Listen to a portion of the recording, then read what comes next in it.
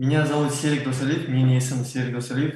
Сегодня мы, отдел по связи с общественностью, бүгін қоғаммен байланыс бөлімі, менің әріптестеріммен бірге Кристиан Райт, біздің бөлім басшысы, руководитель нашего отдела Кристиан Райт, Ананд Кришна, руководитель отдела в Алматы, Алматыдағы қоғаммен байланыс бөлімінің басшысы Ананд Кришна, және Әсемгүл Бекіші, Алматыда әріптесіміз, мұндағы Нұр-Сұлтанда әріптесіміз Салтан Гненко, және мен Серик Досалиев.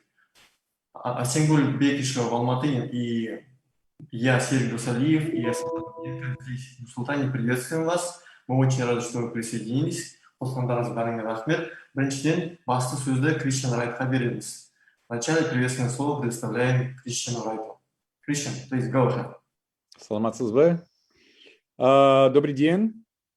Мы рады приветствовать вас сегодня на презентации одной из наших основных флагманских грантовых программы малых грантов посольства США. Меня зовут Кристиан Райт, я являюсь советником посла по вопросам СМИ, культуры и образования в посольстве США в Нур-Султане. У нас есть ряд различных программ, поддерживающих гражданское общество, но это одна из главных, которую мы проводим ежегодно. Каждый год мы выбираем определенные темы, и в этом году мы решили сфокусироваться на нескольких из них. Ананд из Генерального консульства в Алматы будет говорить о конкретных темах, но прежде я хочу рассказать о программе малых грантов в целом и ее условиях.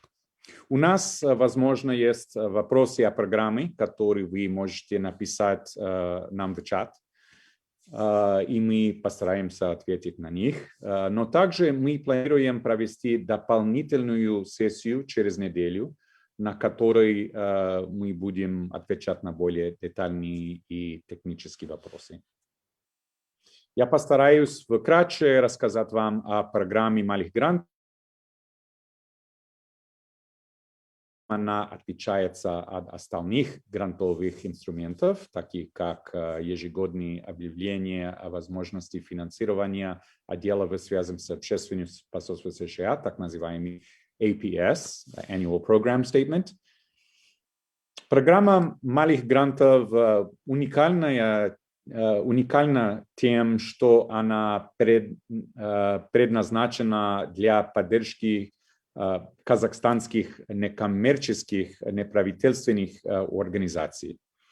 Соединенные Штаты верят, что вместе с демократическими институтами и свободными СМИ гражданское общество является основным инструментом, решающим проблемы, которые есть в США, и многие демократические общества становятся сильнее через неправительственные организации.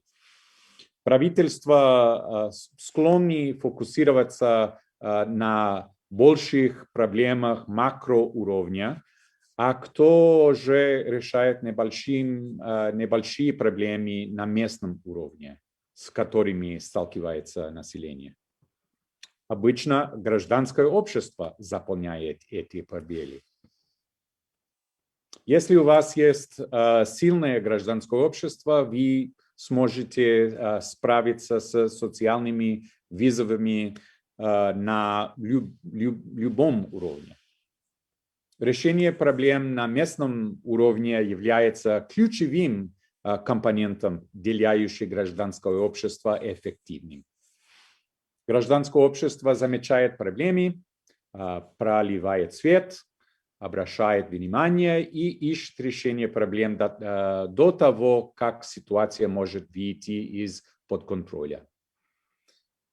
Благодарю вас за то, что присоединились к презентации, тем самым помогая вашим согражданам и стране лучше подготовиться к современным вызовам.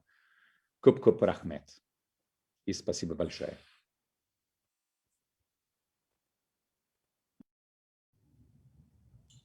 Спасибо, Кришин. Thank you, Кришин. Ахмет, Кришин.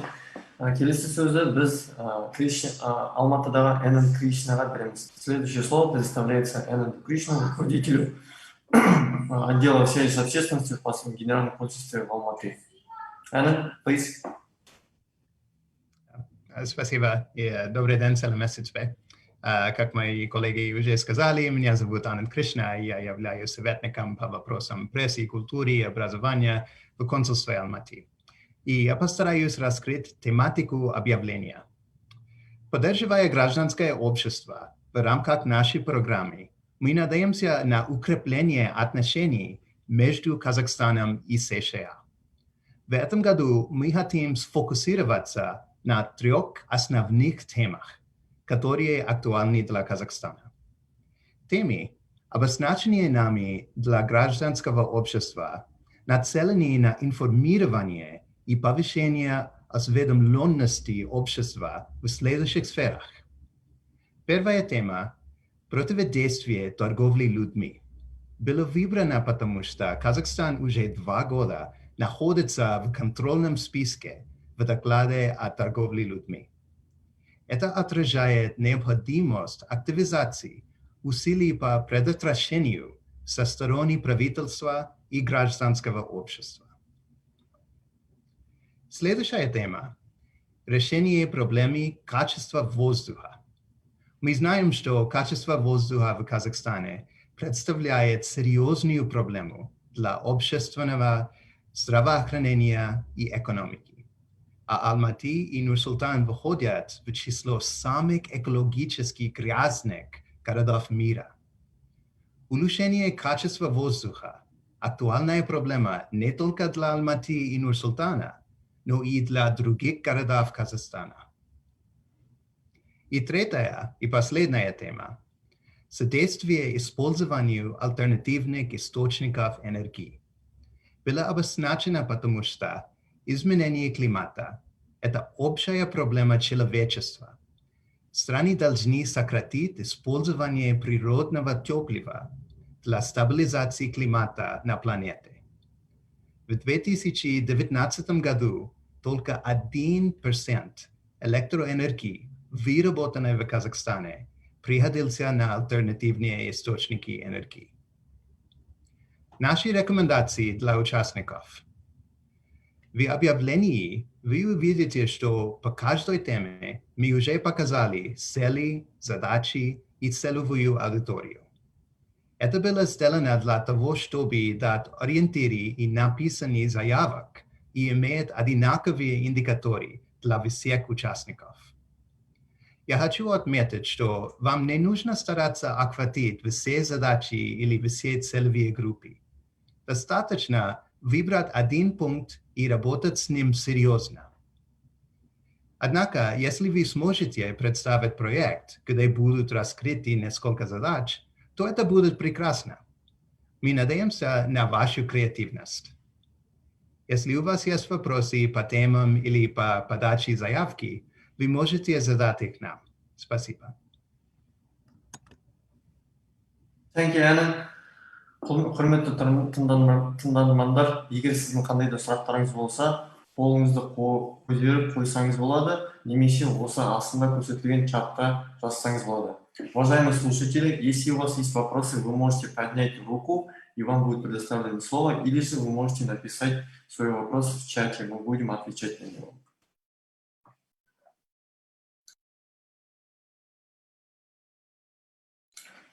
Итак, первый вопрос от Елены. Могут ли университеты подавать заявку? В принципе, в правилах прописано, что некоммерческие и не государственные организации могут принимать участие. Но, тем не менее, поскольку в этом году у нас тема включает и также академические науки, связан с академическими аспектами, то вы, если имеете определенные возможности, можете принять участие в плане того, что ваш проект не будет иметь никакой коммерческой цели и в дальнейшем будет использоваться только для указанных целей. И я вижу следующий вопрос. Добрый день.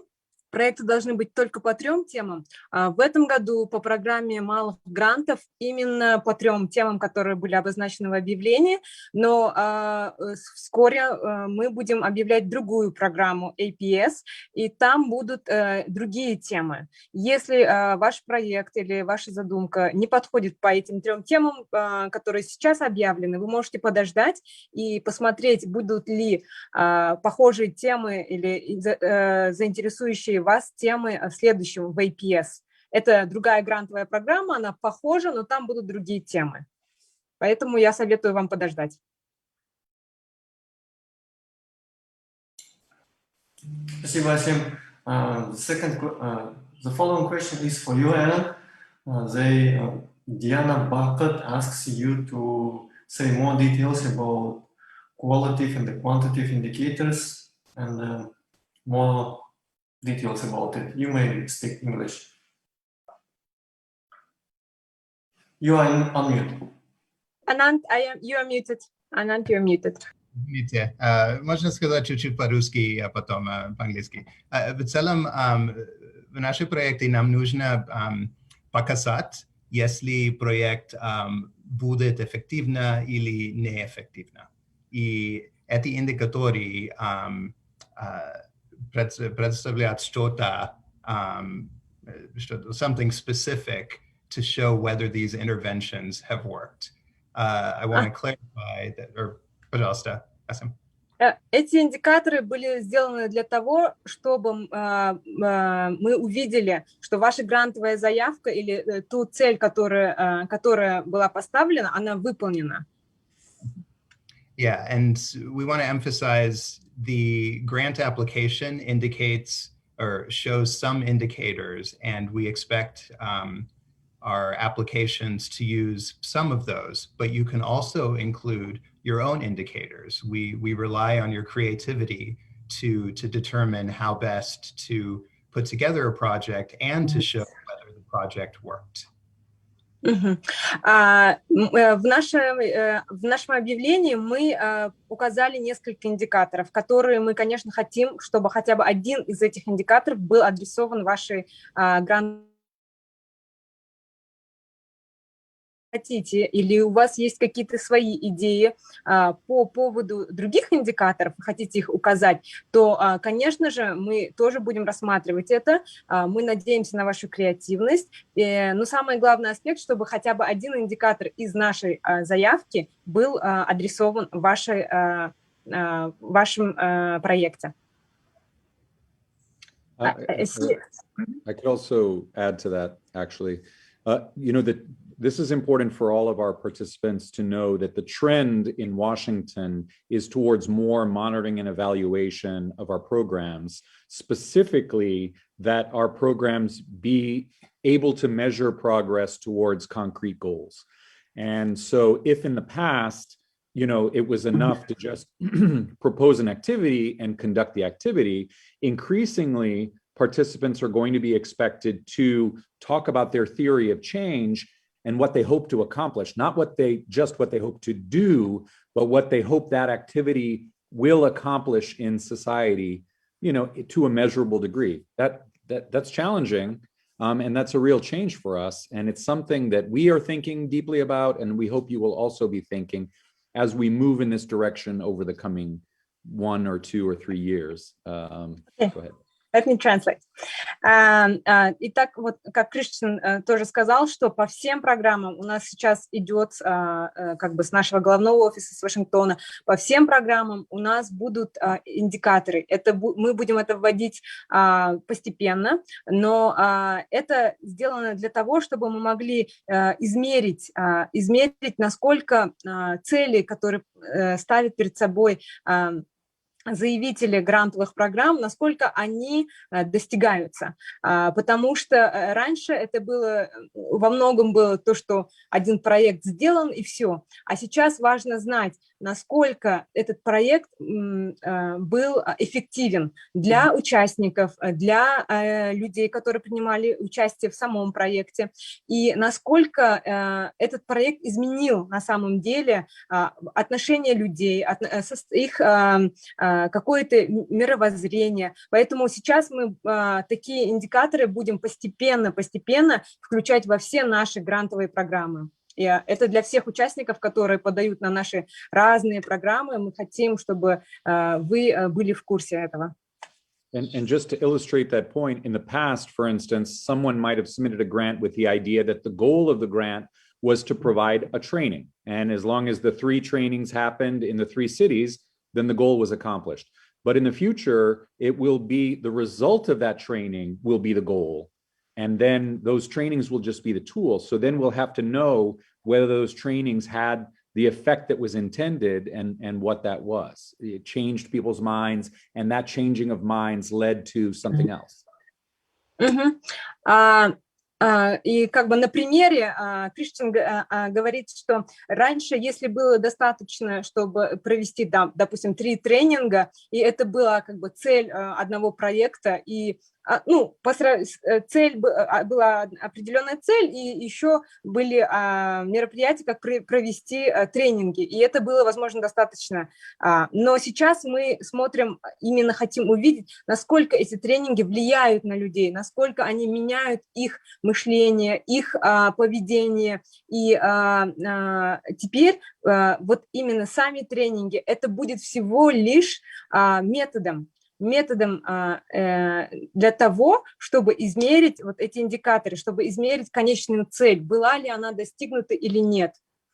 And so if we're comparing 2 identical, let's say 2 identical grant applications, both of them, let's say, propose 3 trainings, the one that articulates better how those trainings will affect a further goal would be favored over the one that just simply says we'll conduct these trainings. You see what I'm saying?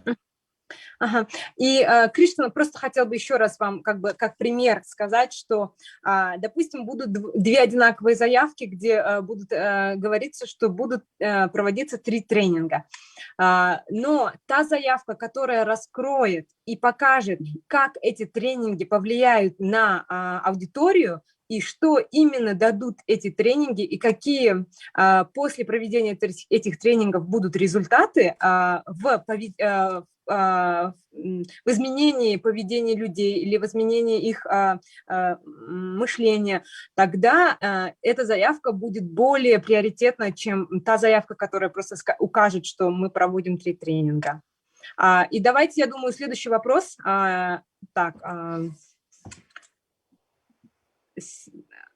Какие у нас следующие вопросы?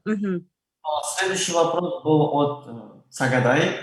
Малые гранты этого года более предназначены решению задач внутри страны или же по взаимодействию 2 стран? Исторически сложилось так, что вот эта программа малых грантов, она всегда была предназначена именно для поддержки казахстанского гражданского общества. Она не имела какие-либо цели по по внешней политике, и она не направлена на то, чтобы решать какие-то межгосударственные задачи или же решать задачи, которые выходят за пределы государства Казахстана. Следующий вопрос от Бибинур. Саламатсыздар ма? Түсінікті рахмет. Жоба мақсаты іске асыру жайлы толық айтылса. Иә, әрине, Бибинур, бізде жалпы енді осы хабарлама бойынша барлық ақпарат біздің ресми веб-сайтымызда бар. Ол 3 тілде көрсетілген: ағылшынша, орысша, қазақша да. Соның ішінде осы бағдарламаның негізгі мақсаты, қандай жобалар қарастырылады, олардың негізгі тақырыптары, қандай нәтиже күтілуде екені көрсетілген. Сонымен таныссаңыз болады. Егер де сонымен қатар одан да егжей-тегжейлі сұрақтарыңыз болса, көрсетілген электронды почта арқылы бізге хабарлассаңыз болады, немесе бізге байланыс телефондар арқылы қатысуға болады. Жалпы менің нөмірім +7 777 255 66 79. Мен кезде жауап бере алмаймын, дегенмен егер қаласаңыз, маған WhatsApp-пен жазсаңыз болады, сонда мен ақырында сізге жауап беретін боламын. Следующий от Кристины Даутовой. Здравствуйте, а как журналист подать заявку, можно или нужно, чтобы она была организацией? Я думаю, Асим сможет ответить.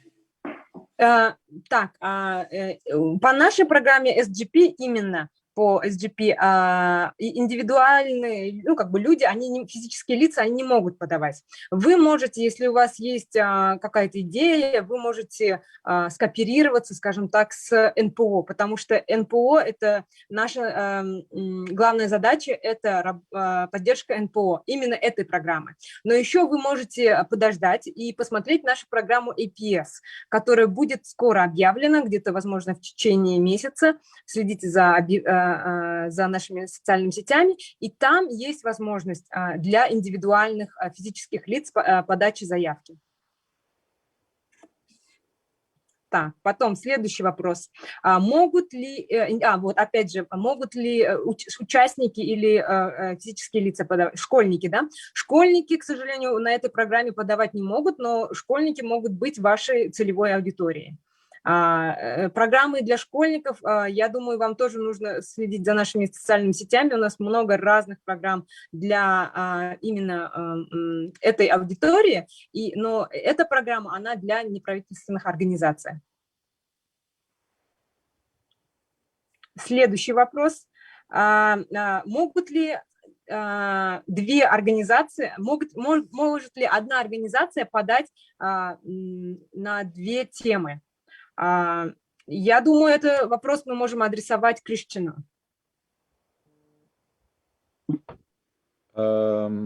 Christian, can I one understood the question. Yeah, in the past, the answer was no. This is something that we can take a look at,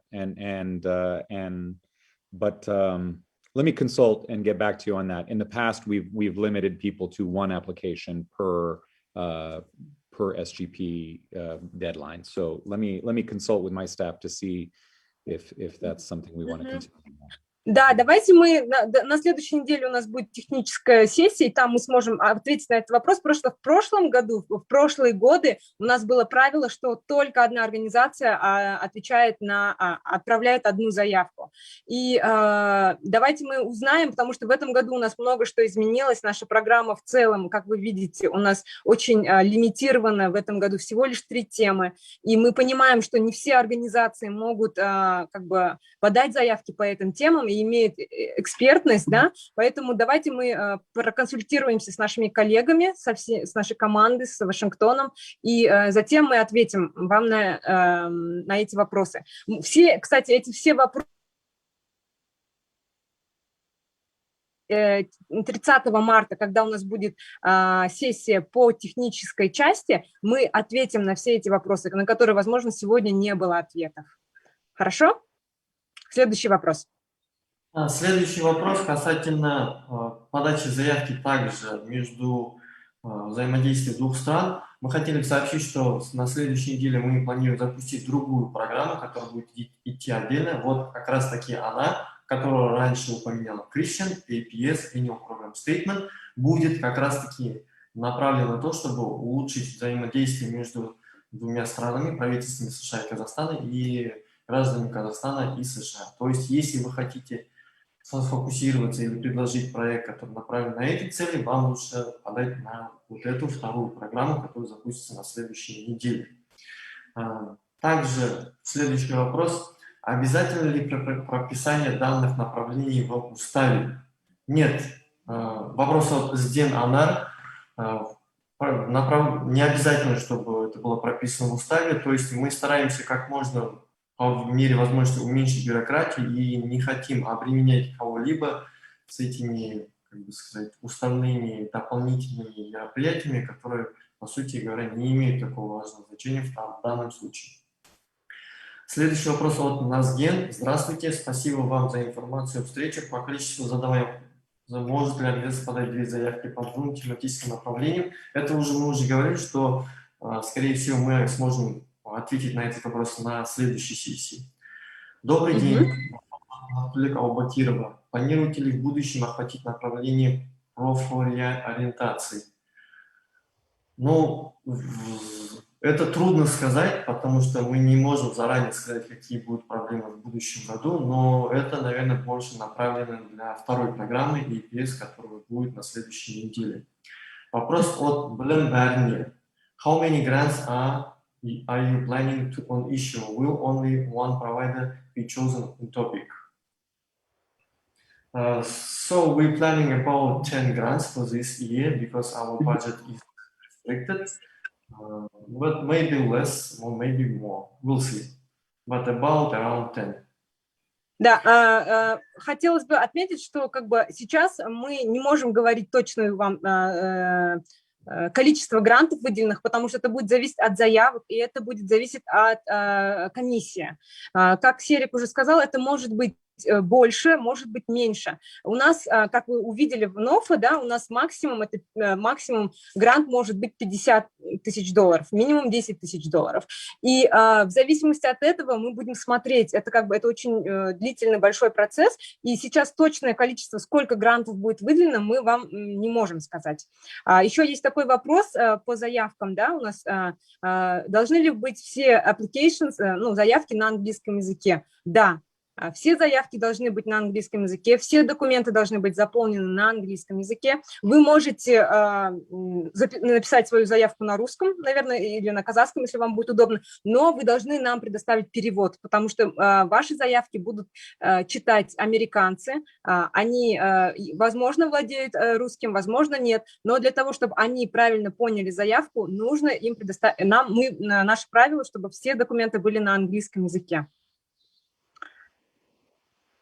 Так, еще вопросы. Я вижу, что есть вопрос. Дедлайн. Дедлайн наших заявок, конечно же, было указано. Это 30 апреля до 12 часов ночи. И мы просим, чтобы вы в письме указывали наименование вашей организации.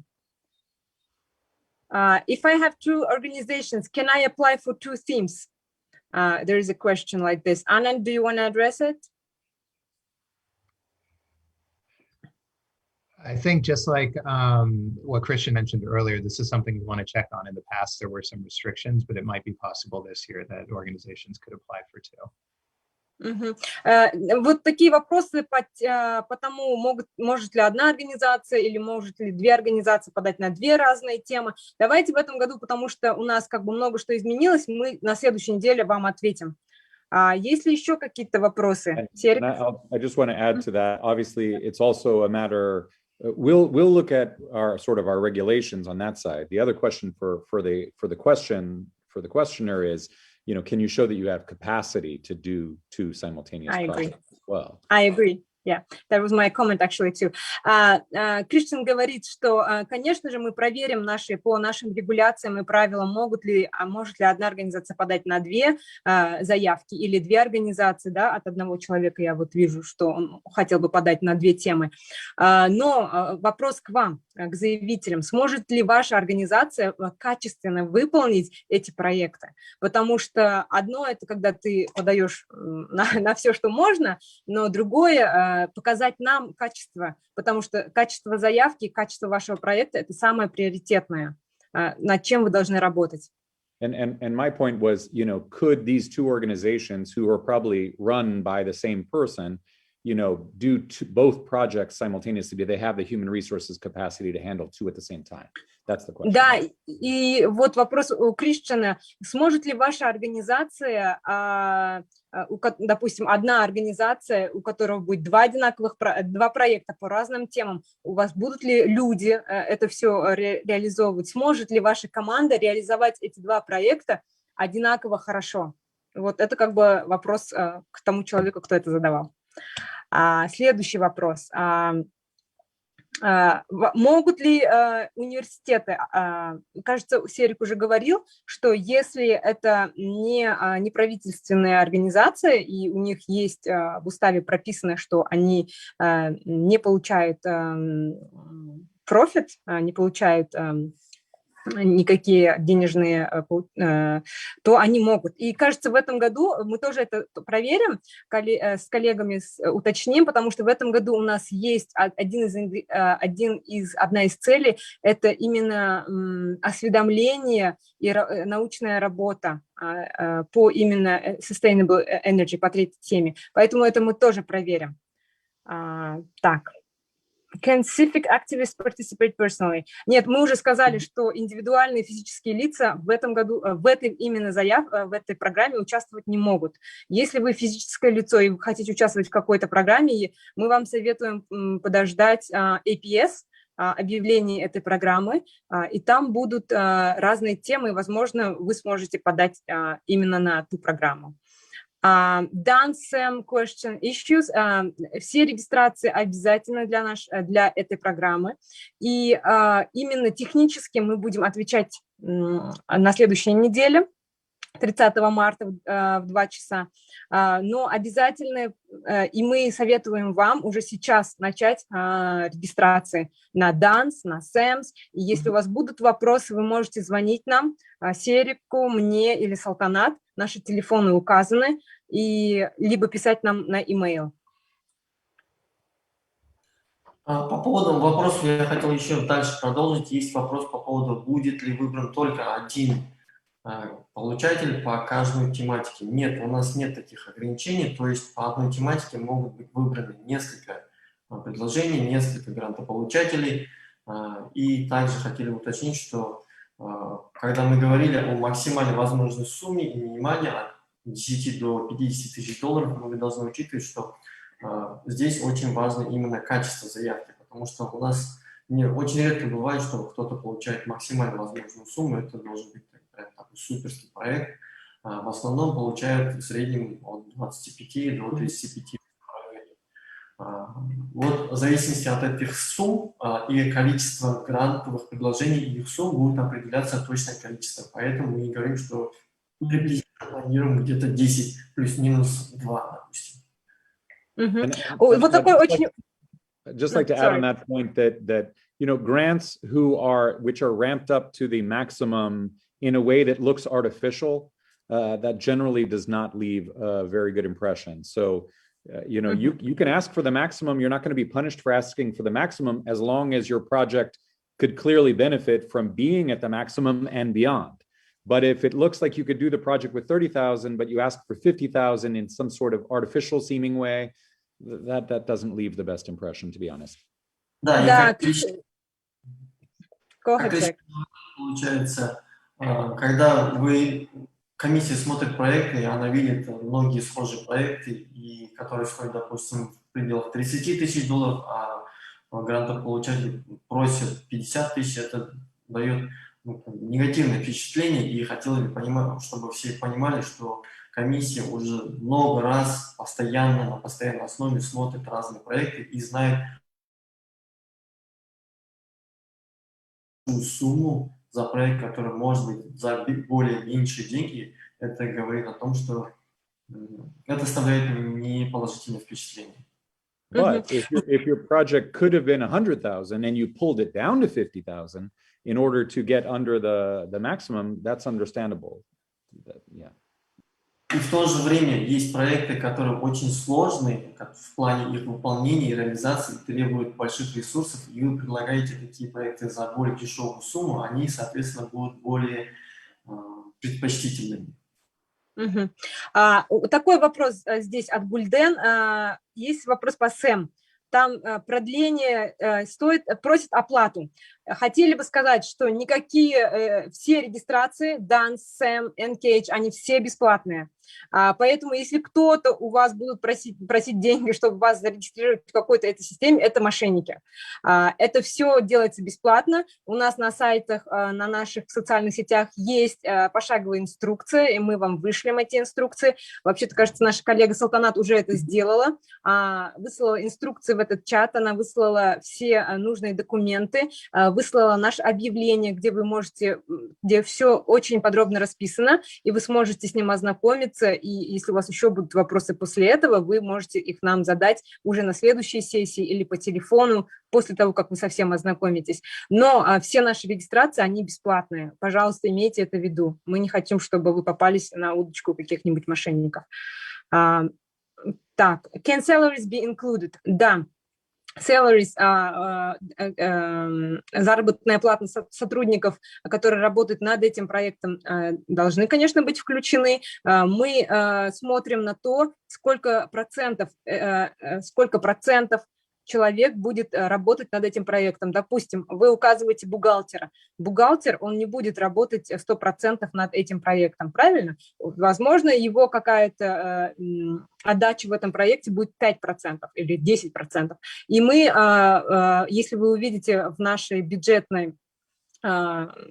бюджете, где мы предлагаем вам его заполнить, там вы увидите именно разбивку. Поэтому мы просим, чтобы вы были точными. Если у вас там будут какие-то люди, или, допустим, вы хотите контракт, да, субконтракт, кого-то нанять по контракту, то тоже все это указывайте в бюджетной заявке. Это все мы будем смотреть, это все мы будем учитывать. Can specialists from USA be invited? Does anyone want to... Давайте я отвечу на этот вопрос. Да, в принципе, допускается вовлечение специалиста из-за границы. Это может быть не только Америка, но и любая другая страна. Главное, вы должны в первую очередь ориентироваться на то, что нету ли таких же специалистов в Казахстане, потому что, как уже было сказано ранее, эта программа сугубо для казахстанского гражданского общества. И мы бы хотели, чтобы казахстанское общество, гражданская активность внутри себя развивалась и использовала свои внутренние ресурсы. Но если, конечно, вы не можете найти такого специалиста на территории Казахстана, то тогда, да, в качестве альтернативы вы можете вовлечь иностранного специалиста. Следующий вопрос был по поводу уровня английского. Я могу сказать, что это один из краеугольных камней подачи заявки, потому что ваши заявки будут оцениваться именно американцами, и должный, хороший уровень английского языка, то есть умение подать свою мысль качественно на бумаге, чтобы тот, кто читает ее на английском, англоязычный человек, мог легко понять, что вы хотите, как вы собираетесь это сделать, является очень важным. Поэтому, пожалуйста, когда пишете заявку, будьте внимательны в этом плане. Постарайтесь, если будет возможность, проконсультироваться с тем, кто имеет хороший уровень английского и сможет оценить, насколько хорошо написана ваша заявка.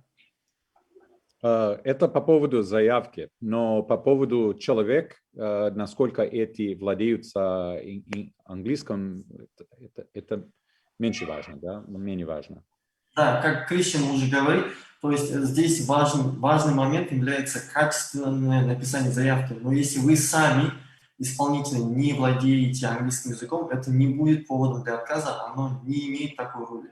Главное, чтобы вы смогли донести свои мысли на английском в заявке в хорошем виде, в качественном виде. Здесь такой вопрос.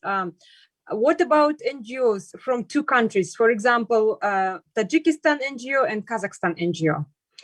I think, мне кажется, мы уже адресовали примерно такой вопрос, что это, вы должны понимать, что это программа именно для НПО Казахстана. Но если вы хотите работать в партнерстве с Таджикистаном, в принципе, это зависит от вашей креативности. Но гранты будут выдаваться именно зарегистрированным в Казахстане НПО.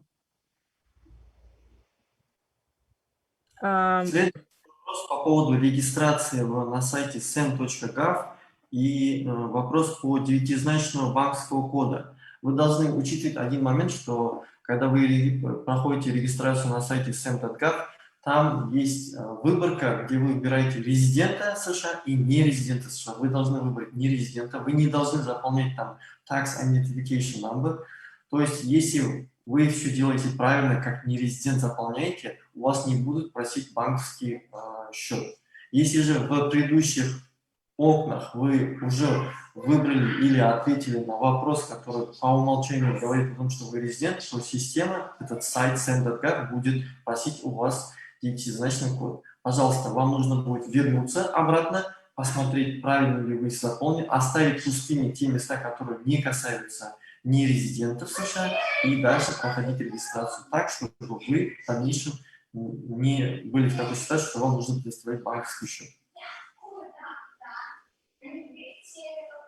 Так, следующий вопрос, maybe Anand or Christian, do you want to address? My question is, if our organization doesn't have a background in a particular field, will this be a factor considered as disadvantage? Anand, would you like to jump in? Sure. I mean, I will.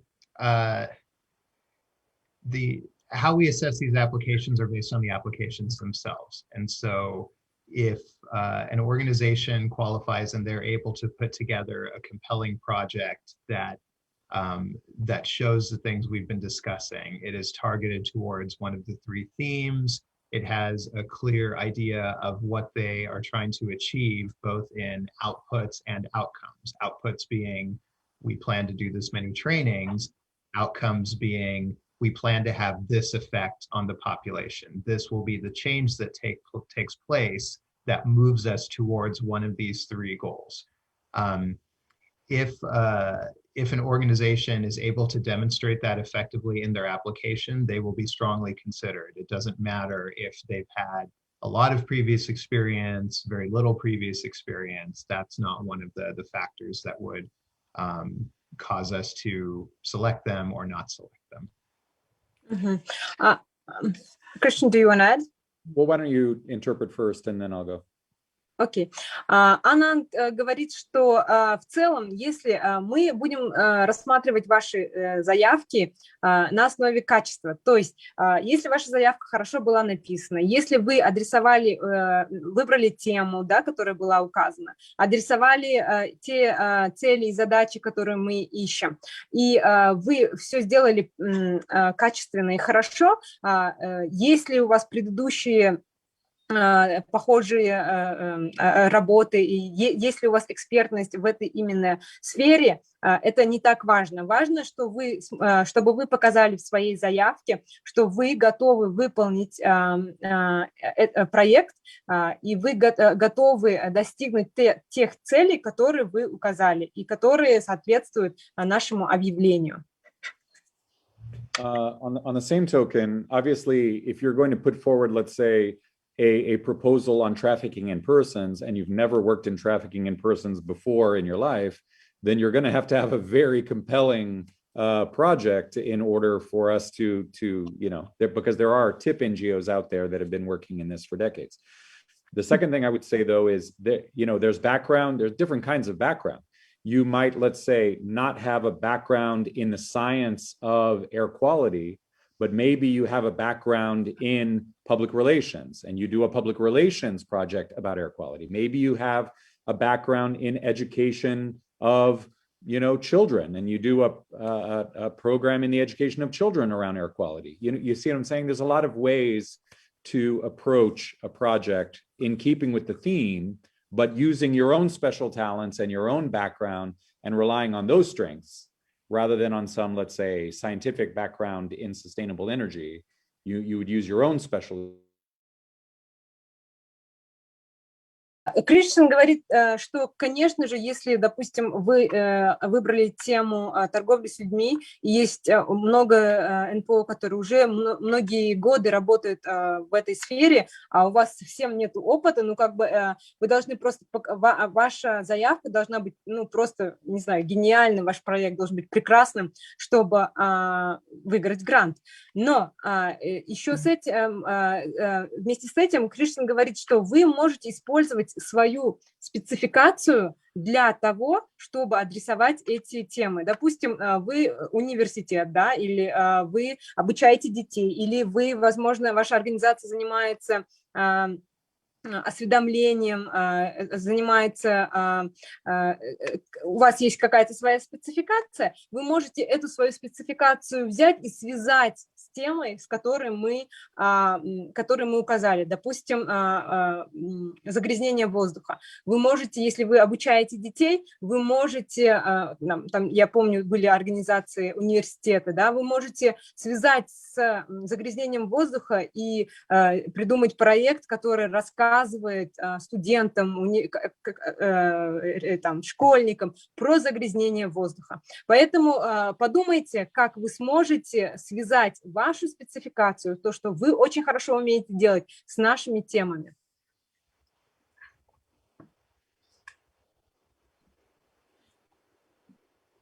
И еще один момент, то, что Криштиан сказал, сейчас мне пришло, это то, что есть некоторые организации, которые очень научные, да, они научные, допустим, тема Sustainable Energy, возможно, быть, немного с таким очень, сложной, не для всех, но вы можете подумать, как вы, как ваша организация сможет выполнить проект, придумать для вас проект и его выполнить, потому что вы те люди, которые работаете в поле, да, скажем так, вы знаете, что нужно, что не нужно, и на самом деле мы, когда читаем ваши заявки, мы очень много узнаем для себя и как бы тоже ориентируемся на вас, поэтому подумайте, что у вас получается хорошо, и постарайтесь соединить это с нашими целями. Следующий вопрос. Каков объем финансирования по бюджету проекта может быть использован для приобретения оборудования? В принципе, у нас нет таковых ограничений касательно оборудования, но тем не менее мы бы хотели попросить вас, чтобы вы учитывали, если вы покупаете оборудование, возникнет вопрос, зачем оборудование, потому что большая часть проектов в основном ориентированы на то, чтобы работать с людьми, покрывать расходы, связанные непосредственно по работе с людьми. И здесь покупать оборудование может быть нецелесообразно. Есть, конечно, исключения, как покупка программного обеспечения, но вы, если собираетесь покупать, допустим, какой-то физический предмет, который стоит очень много денег, это приведет к тому, что комиссия задаст вопрос, зачем нам тратить деньги, тем более, если это большая сумма. Вообще, в рамках регулирования любое оборудование, которое стоит $5000 и больше, считается оборудованием. Есть специальная линия в бюджете для этого, называется equipment, и оно будет являться собственностью посольства. То есть даже если вы его купите за грантовые деньги, оно не переходит к вам, оно будет оставаться собственностью посольства, и вы будете иметь право им пользоваться по реализации проекта. В дальнейшем, в зависимости от решения посольства, это оборудование может быть как остаться у вас, также быть возвращено обратно в посольство. Следующий вопрос. Аудит по выполнению целей. Как он будет производиться?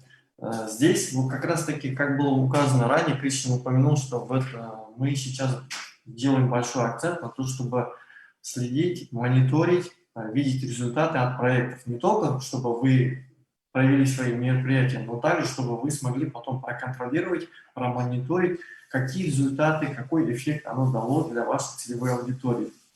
И здесь вы можете быть креативными. Вы можете, например, сделать опрос, допустим, до начала ваших тренингов и провести опрос после того, как провели тренинг, а еще через, допустим, определенное время, через полгода, допустим, провести тренинг и сравнить это, и увидеть качественные и количественные показатели по именно вашей теме. Это просто пример, я не ограничил вас, вы можете быть специалистом в своих областях и знать об этом гораздо лучше, чем мы, и можете предложить свои идеи. Да, и следующий вопрос. Должны ли быть проекты для всего Казахстана или для одного региона? Это как бы зависит от вас. Вы скажите нам, что вы хотите сделать для всего Казахстана или для всего лишь одного региона. Потому что вы должны понимать, что вы получите деньги, вы получите, допустим, да, вы получите деньги, вы напишите нам заявку, и вы должны понимать, что учитывается все. Сможете ли вы покрыть весь Казахстан вашей заявки или нет. Мы не можем сейчас сказать, что одно из двух приоритетнее. Это не так. Это будет решать большая комиссия, будут все моменты учитываться. Поэтому постарайтесь написать хорошую заявку, учитывая ваши возможности, ваши реальные возможности.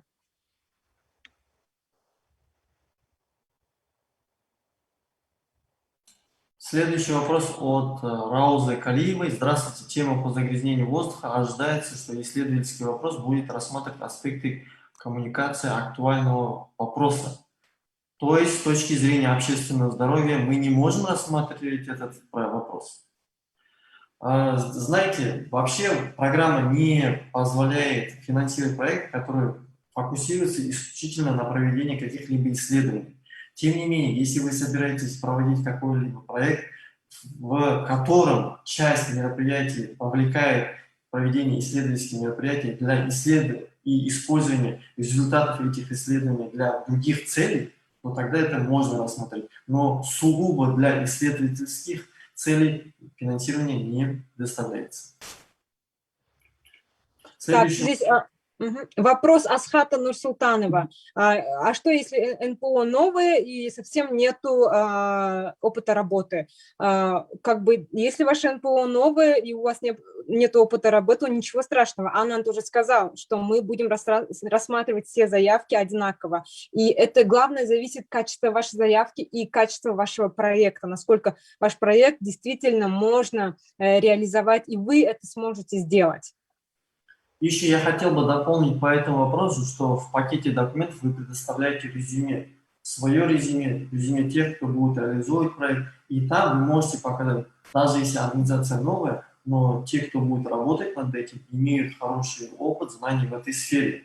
И как уже упоминал Кристиан, вы можете фокусироваться на тем, в чем вы хороши. То есть, что вы хорошо знаете. Допустим, если вы хорошо разбираетесь в одной отрасли, вы можете найти другого партнера, который разбирается в другой отрасли, и совместно, объединив эти возможности, знания, предложить свой проект, который будет иметь, допустим, определенные качественные результаты.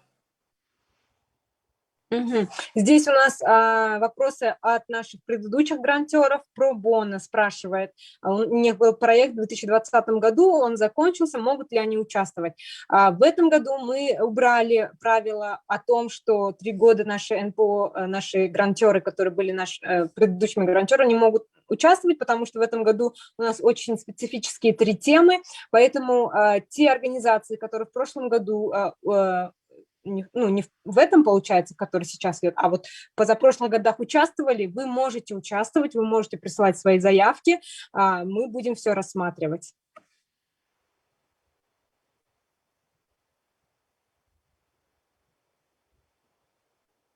Есть ли еще вопросы, Серик, у вас? Здесь спрашивает Сауле, ИП.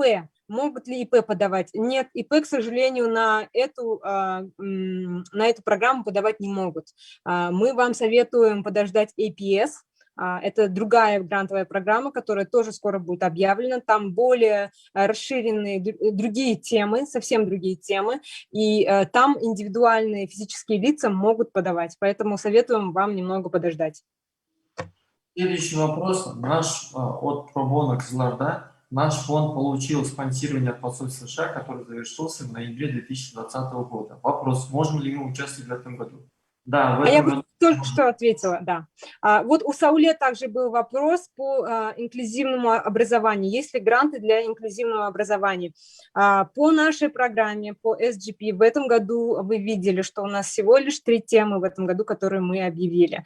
По инклюзивному образованию, я думаю, вам нужно будет подождать APS и посмотреть, есть ли там ваше что-то похожее для вас. Следующий вопрос от Хуаныш. Например, есть альтернативная энергетика получения биоэтанола или получения метана от низкосортного бурого угля. То есть я не совсем понимаю этот вопрос. Если вы хотите предложить проект, в котором вы будете говорить об этой возможности и будете показывать, насколько это целесообразно в плане экономических затрат, то есть те, кто использует уголь, могут, допустим, перейти на такой альтернативный вид источника энергии, и они будут иметь такие, допустим, экономию денег, меньше выбросов, то тогда да, тогда вы можете предложить свой проект. Но чтобы вы сами этим занимались и, грубо говоря, инвестировали грантовые деньги в это, то тогда нет. То есть это не для бизнес-проекта, а для освещения этой возможности среди потенциальных потребителей.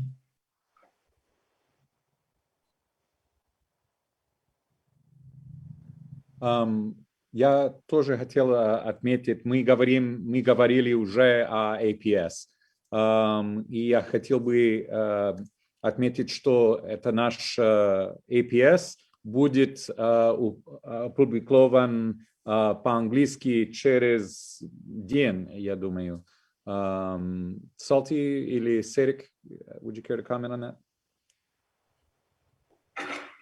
Я хотел бы уточнить, что если же у вас есть в плане того, что вы, когда будете писать заявку, у вас возникают вопросы, вы всегда можете связаться с нами.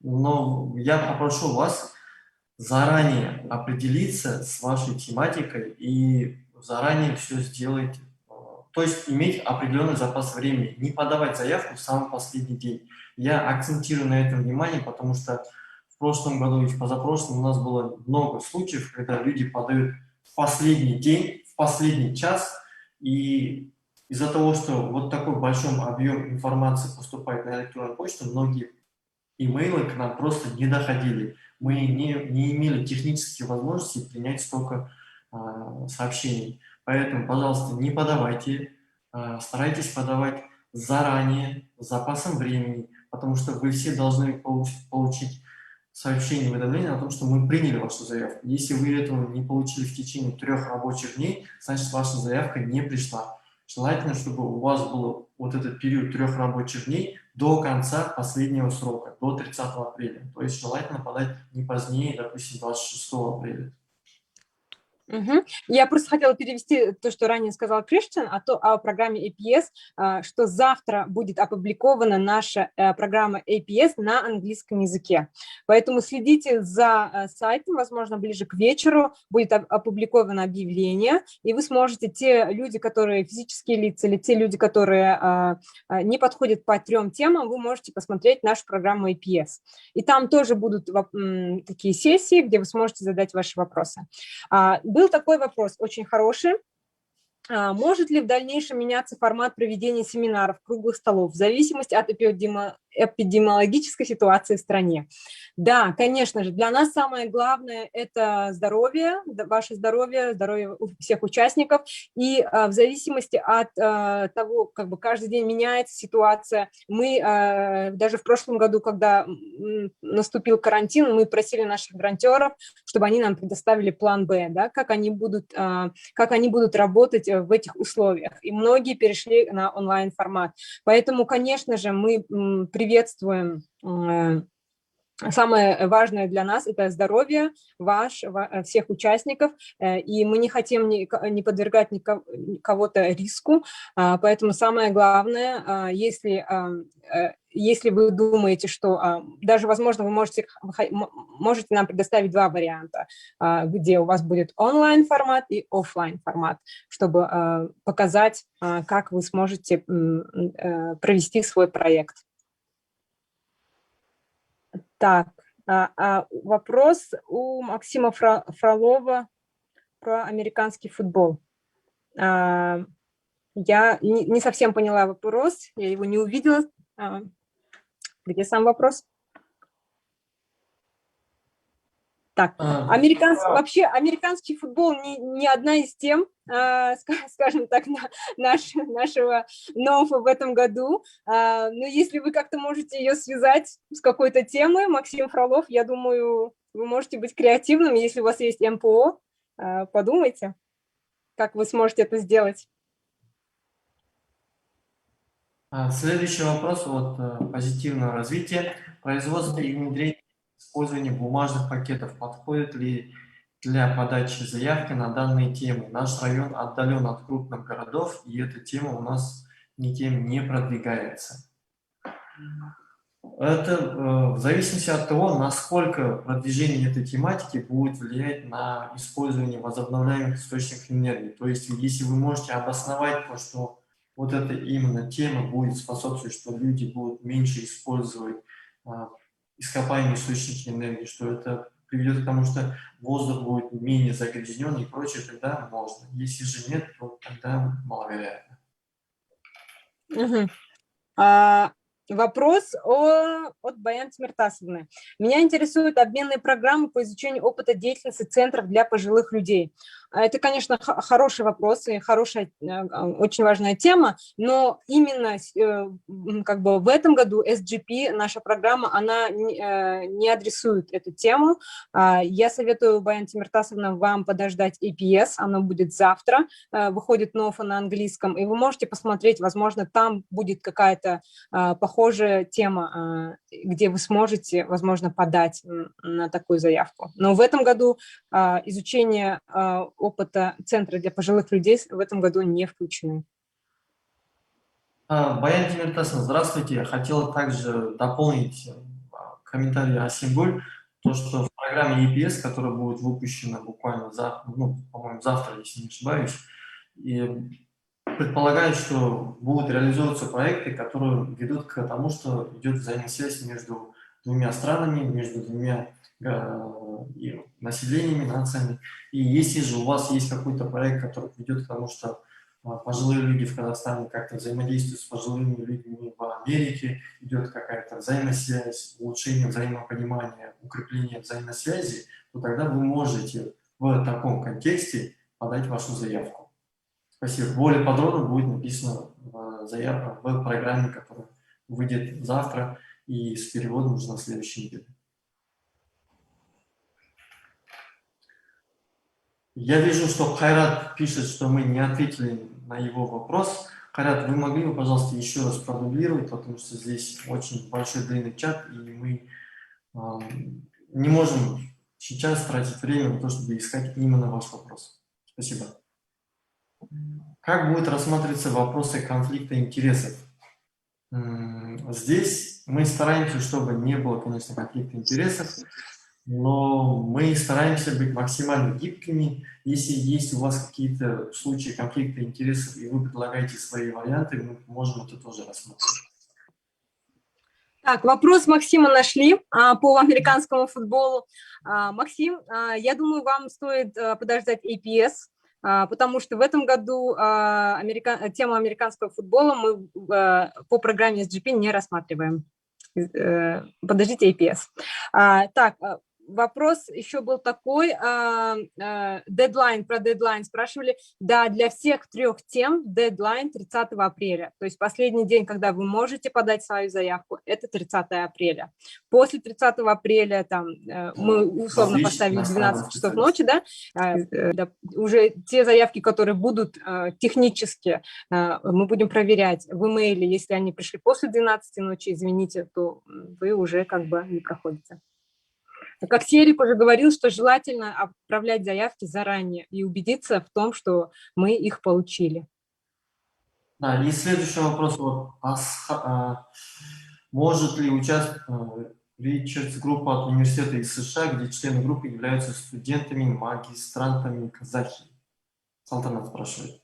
Ну, во-первых, в первую очередь, как было уже озвучено, только юридические лица, казахстанские неправительственные юридические лица, могут принимать участие. Группа лиц, если вы являетесь какой-то группой лиц и у вас есть общие там, цели, какие-то мероприятия, вы можете создать свое свое юридическое объединение, не коммерческое, не государственное, и подать от них.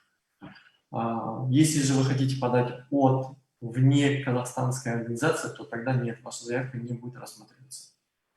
Вы говорили по оборудованию не больше $5000, а если проект будет 2 единицы по $3000, они будут суммироваться или считаться по отдельности? Скорее всего, они будут суммироваться. То есть, если вы собираетесь покупать несколько физических предметов и в совокупности они стоят $5000 и больше, то тогда мы их рассматриваем обычно как один equipment, одно оборудование. Потому что это части, просто куплены по отдельности. Они могут функционировать, но поскольку они используются оба для достижения конкретной одной цели, то это будет оборудование. Добрый день. Мы затрудняемся в регистрации нашей организации на сайте sem.gov. Наша регистрация остановилась на указании 9-значного банковского кода. Этот вопрос от Жаслана Сакенова я предлагаю принять участие на следующей сессии, потому что он очень такой детальный, длинный, и он требует отдельного внимания. Сегодня мы больше ориентируемся по вопросам, которые связаны непосредственно с программой, а не с техническими аспектами. А есть ли шаблон заявки и какие разделы должны быть в заявке? Все вот эта информация предоставляется в объявлении. Внизу в самом конце есть шаблоны всех документов, которые вы должны предоставить. Вы должны предоставить весь пакет документов. Не должно быть, что вы что-то пропустили, не доделали, не доиспользовали или что-то в этом роде еще.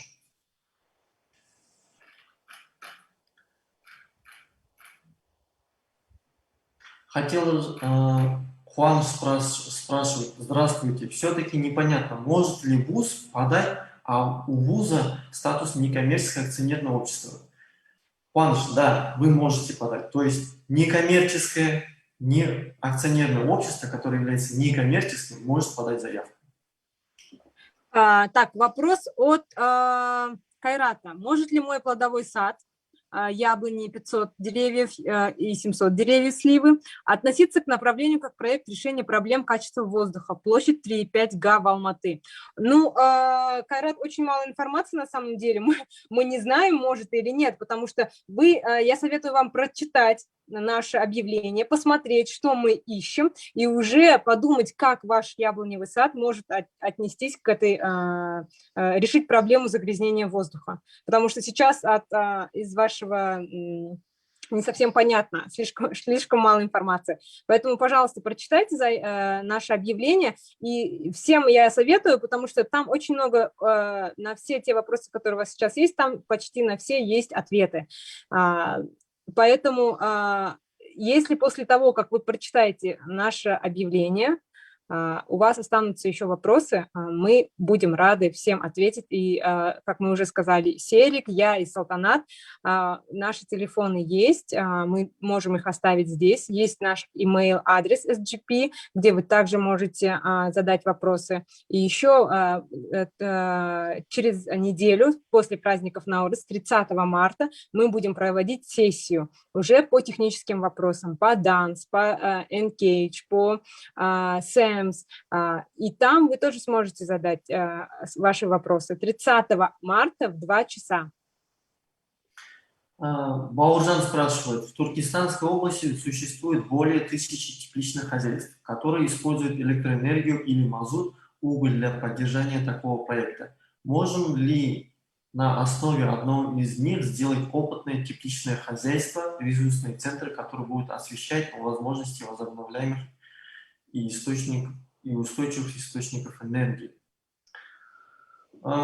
Честно говоря, Бауржан, мне, исходя из того, что вы написали, трудно судить, но больше, в моем понимании, похоже на бизнес-проект. Тем не менее, мы бы, наверное, более предпочли, чтобы вы создали, допустим, сайт, который будет стоить гораздо дешевле, как было уже сказано Кристианом, что вы можете достичь своих целей, используя меньше ресурсов и добиваясь большего результата. Если вы все-таки думаете, что этот ваш проект стоит внимания, вы можете его предложить, подать в качестве заявки.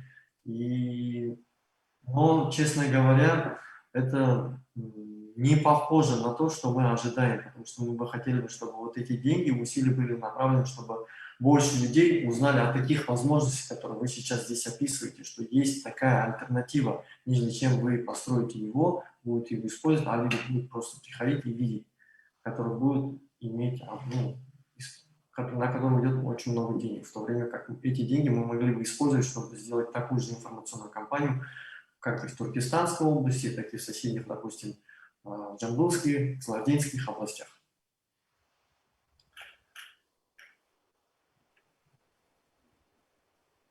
Серик Абилов спрашивает, а если вуз ТО, может ли участвовать в проекте?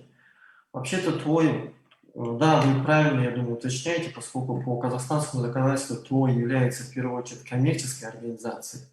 Но если вы собираетесь подавать именно в плане того, чтобы внедрить изменения в процесс обучения по тематике возобновления источников энергии, создания новых возможностей, а также специальностей, то, я думаю, мы можем это рассмотреть.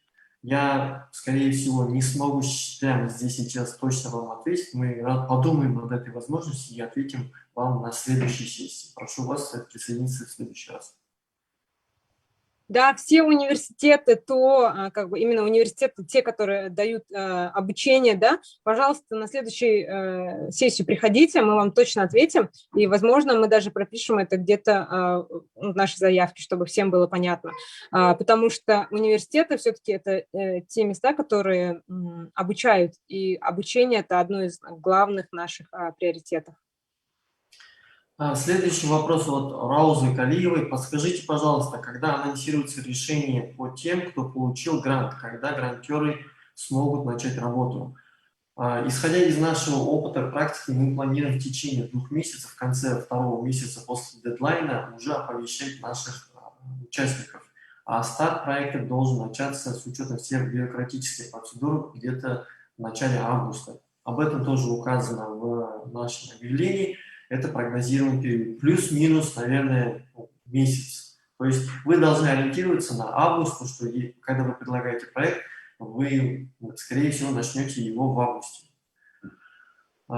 Как вы относитесь к YouTube-проектам? Мы относимся к YouTube-проектам хорошо. Любой проект, который приведет к тому, что больше зрителей, больше аудиенции будет вовлечено в ваш проект, увидит, узнает о вашем проекте, будем поддерживать. Одним из таких примеров является то, что в прошлом году мы поддержали проект, который направлен на информирование людей по выбросам в окружающую среду вредных веществ PM2.5 и PM10. Вадим Борейко был в сотрудничестве с нашим грантером и выпустил свой документальный фильм о качестве воздуха в Алматы, в городах Темиртау, Караганда. Вы можете посмотреть, даже если хотите. То есть мы только приветствуем такие. В принципе, я на текущий момент пока других вопросов не вижу. Я думаю, можем подождать пару минут. И вдруг, если кто-то захочет задать вопрос. Если же нет, как уже было озвучено ранее, вы можете присоединиться к следующей сессии, которая будет 30 числа.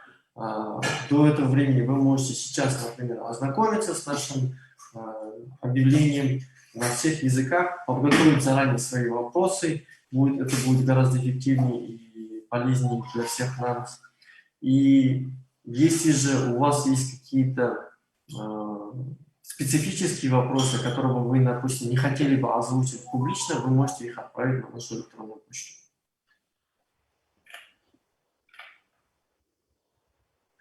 And then Christian Wright, our American supervisors will also help and assist everyone who need any support. And Christian, any thoughts, any... Конечно, хочу благодарить. Спасибо за вашу энергию, вопросы и так далее. Нам нужно чтобы решить большие проблемы, как красный воздух, нам нужно сотрудничать. И это будет возможность, чтобы работать вместе. И спасибо большое. Christian? Да, мы тоже очень рады иметь этот программ, чтобы помочь вашей организации. И я, как сказал Ананд, мы видим, что есть много энтузиазма. И я не знаю, как I'm looking forward to reading your applications. И, конечно, на следующей неделе ответить на ваши технические вопросы. И я желаю вам все хороший Науруз, и мы будем в контакте. Да, ждем ваши заявки. Кристин говорит, ждем ваши заявки. С праздниками вас. Ждем нас. Вопросы мы сможем